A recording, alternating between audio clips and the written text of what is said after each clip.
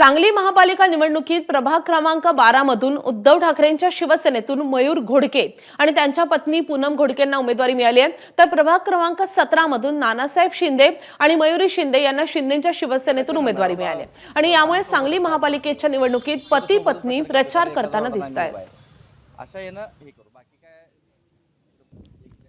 कधी सोबत करतो, कधी आपापल्या जागा वाटून घेतो, कारण एरिया खूप मोठा आहे, कव्हर झाला पाहिजे ह्या दृष्टीने सुद्धा व्यवस्थित प्लॅन करून आम्ही करतो आहोत। एक वेगळा आनंद आहे निवडणुकीत सोबत प्रचार करणं। कसं आहे की एवढे वर्ष आपण काम करतो, त्या कामाच्या जीवावर माणसांपाशी जाऊन आपण मत मागणं हे खूप मोठा आनंद वाटतो आणि त्यामध्ये माणसं पण खुश होतात की बाबा चांगला उमेदवार जो काम करत आलेला आहे आणि त्यामुळे आम्हाला प्रतिसाद खूप चांगल्या पद्धतीने मिळत आहे।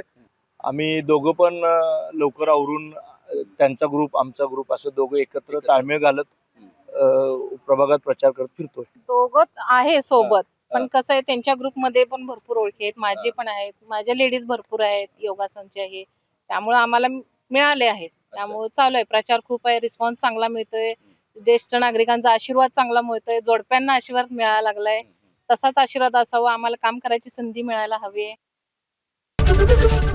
एबीपी माझा, उघडा डोळे बघा नीट।